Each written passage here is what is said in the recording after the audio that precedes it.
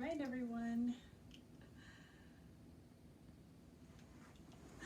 Hi and welcome to our final Animal Crossing Learn With Me piano lesson. I'm very happy that you could join me today. We have a lot of really cool things to go over with the song since this is our final lesson, but a couple quick reminders, okay? The first thing is if you don't mind sharing this video, let everybody know that you are going to be practicing your Animal Crossing New Horizons song today. The second thing is if you don't mind subscribing to my YouTube channel. It is an easy way to keep track of all of the cool music that we're going to be learning in all of my series. The third thing is if you haven't joined the private group on Facebook, I encourage you to do so. It's an easy way also for you to get feedback from me. You can post videos, ask questions about music theory, and different things like that. And I'm available to help you whenever you ask a question. And of course the last thing is if you're just joining us now for the Animal Crossing piano lesson, you might want to get your music. So if you don't mind, I will post the link in the description to purchase your music. We are using Nocturn's arrangement of the Animal Crossing New Horizons theme song. So you can find that in the description. All right, well, without further ado, I guess we could get started, all right? Okay, so I always keep my music in a file folder just because it makes it easy. I tape it. All right, so if you remember from last week, so our lesson that we had before, we were just learning the coda section of this piece. Okay, and the coda section is very much like section 2 of the song, but there's a little bit of added differences in there with a grace note, with some thirds, and then a really nice ending, right? But the main thing with it was that we needed to make sure that we were able to maintain a good tempo, as well as make sure that our ritordandos and all of our dynamics are accounted for, okay? Because that's speaking to the musicality of the piece. We have to be able to communicate that. So let's see, just as a rough cut, let's see how it goes, all right? I'm gonna start at the beginning. I guess I could start at the beginning, but you know what? I'm gonna start at the coda itself, okay? So this is gonna be on page 2, measure 30, okay? If you wanna follow along with me or play along with me, you are allowed to do that, all right? So I'm gonna find my spot here, and I am there. Again, this is a rough cut. I have not practiced today, so we'll see how it goes, all right? I'm not gonna go too quick. 1, 2, ready, play, 1.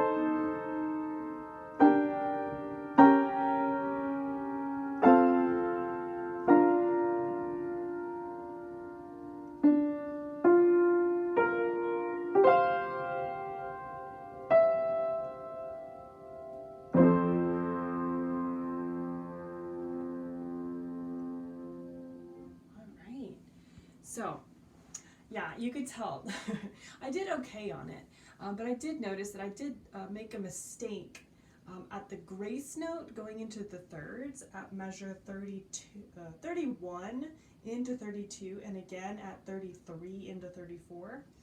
I did make a mistake. It was supposed to be 2 thirds, like parallel thirds right next to each other.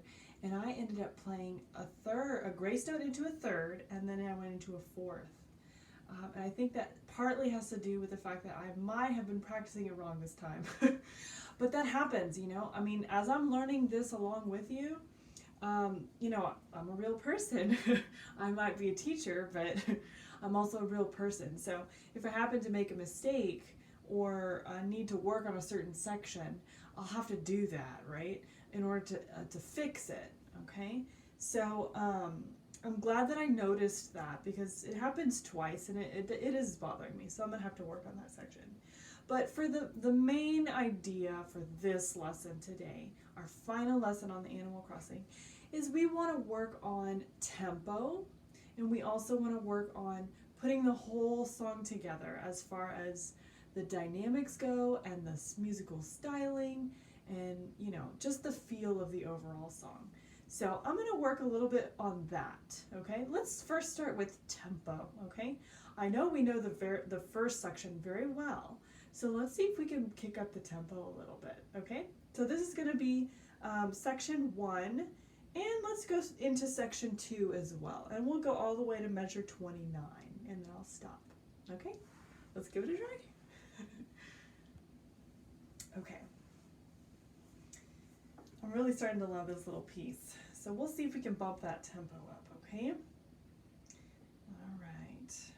So it has quarter note at 102, so let's see if we can do it quicker. 1, 2, ready, and go.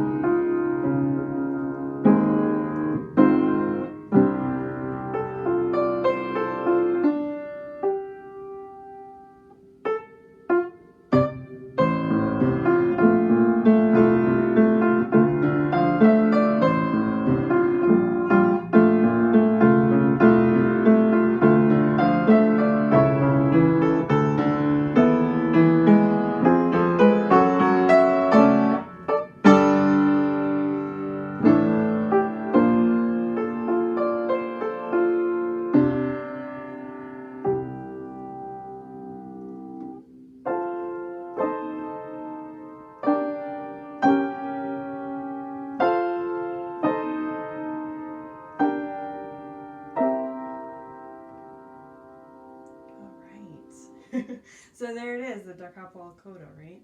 So, yeah, section 2 gave me some trouble too. Can you tell it's been a little while since I've practiced? Consistency is really key when you're practicing. You start to notice very good incremental progress if you really make a good habit about it, okay?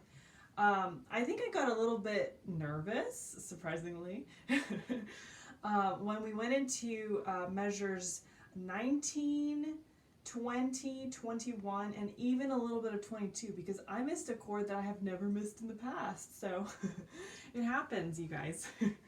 All right, so I'm going to see if I can try sections 1 and 2 again and see if I can maintain that quick tempo. I wasn't able to keep it once section 2 came, but let's try it once more, okay?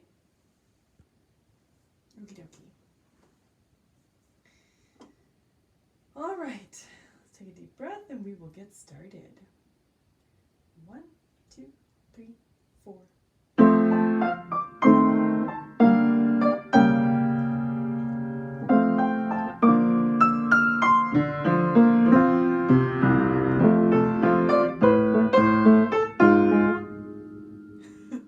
I messed up. It should be a B flat. There we go.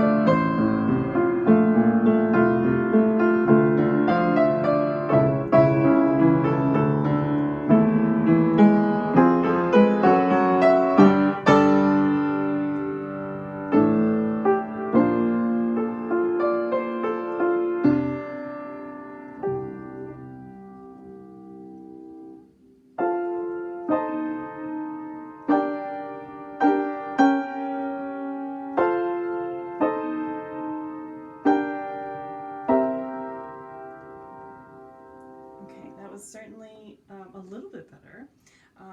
I think, yes, as we are going through these sections, I am noticing all the little things that I'm still missing, right? So dynamics wise, make sure that section 1, the first half of it, is actually a mezzo forte, right? I realized that I had gotten into the habit of practicing that section sort of like a mezzo piano, but it's supposed to be like, hello, this is the theme. So we have to be able to communicate it in a more confident fashion. So a mezzo forte would definitely achieve that. When you start to get to the flat section, so you're looking at measure 8, 9, 10, 11, 12, 13, those measures, that's when it switches to the mezzo piano, right? So that's what I was initially starting my dynamics at, but it should be the opposite, right? So I should be playing mezzo forte first, and then gradually getting to a mezzo piano for section 1, okay? So a lot of cool things going on for dynamics in there, right? Now, when it comes back to section 2 at measure 14, you notice that the dynamics are back a little bit loud again, right? So you've got a mezzo forte there. We've got to be able to communicate that all the way through until you get to measure 22. That's sort of like the climactic moment in section 2. And that's where you have the diminuendo, right? So over the course of that measure, measure 22, at the top of page 2, you'll notice that as you play that nice, beautiful chord, it's going to be getting softer, okay? That way you have that beautiful theme going into the right hand. Right? Very, very nice and clear, right? And it ends with the piano. And then all of measures 26 through 29 are piano, right? And that's when you go back, it says da capo al coda, right? So da capo, back to the top, the cap, the beginning. You're right back in there at that mezzo forte again, right? So that's why the dynamics are so important. It's important for us to be able to communicate all of these different things going on in there. And I know I could definitely do a better job about that. So let's see if we can play this again. And I'm going to see if I can tack on the da capo and then go all the way through the coda to the end this time, okay? I know that my coda is not going to be at the optimal tempo, but I will definitely give it a try. So let's see what happens. Okay. Let's see here. We are starting at a mezzo forte at the beginning, okay? Remember I talked about the flat section being a mezzo piano. Back to mezzo forte for section 2, diminuendo at measure 22, and then piano all the way through measure 29. Once you get back to the beginning, you're going to repeat all of that back until you see the coda sign. And you'll hop over to the coda, which is a nice mezzo forte. All right, let's see what happens.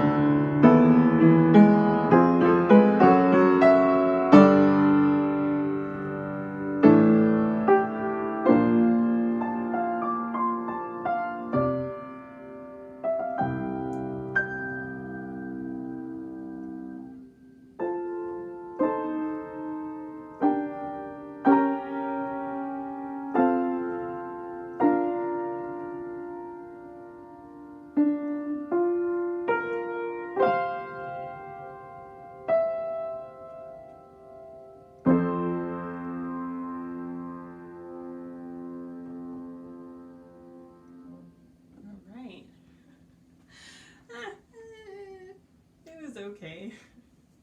That's okay. Yeah, I make mistakes too. I'll probably work a little bit more on this after we finish this lesson, just for my own, personal enjoyment. I want to be able to actually play this all the way through without getting shaky, and I'm sure you will too. It's something that as you are practicing and you're noticing, there's like certain points in your practice where you're achieving like some really amazing stuff, and then there's also points in your practice where it sort of stagnates, right? You really have to like work extra hard to get over those humps, right? So it may be phrasing, or it might be dynamics, or it could be, there's a certain section that you just know before you even get there, you're working yourself up about it. And then, of course, because you expect to mess up, you do. So that's, there's a psychological side to, really perfecting a craft, in this case, piano, right? It takes more dedication, and it takes just a certain level of understanding to get over those really tricky spots. So I know which parts are giving me trouble, so I'll have to work on those myself. But I'm really happy that we learned this piece. It was definitely fun. I had a great time with it. I hope you did too. I'm very excited because we're finally going to switch it up a little bit in the series, and we're going to move on to some new music. So stay tuned. We're definitely going to be exploring a lot of interesting pieces from, TV, from movies, pop music, jazz, and different things like that. So this series is going to be getting more interesting, and I'll also be diversifying the level of the song, of the music as well.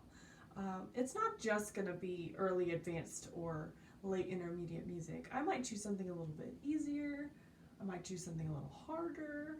It just kind of depends on, who's watching and who's participating and who's commenting and letting me know what do you want to learn next. So again, thanks so much for tagging along with me. This has been a really great time. I did want to remind everybody that, I don't even have my sheet with me.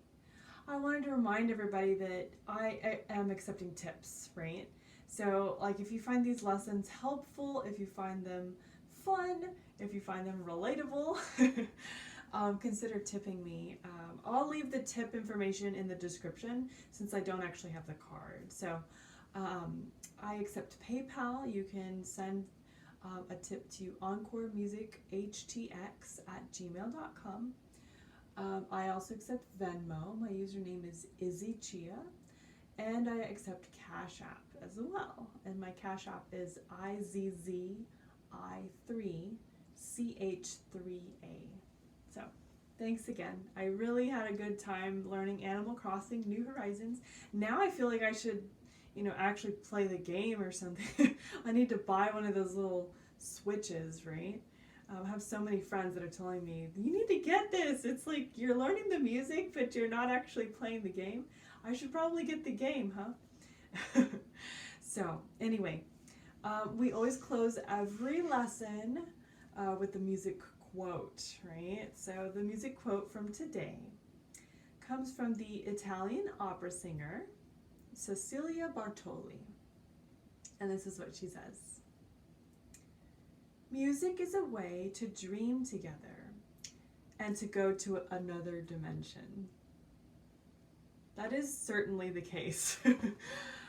Music sort of like creates its own little world around you, right? So, and in this case, for Animal Crossing, right, we have like this virtual world here of building your own island, like this happy place.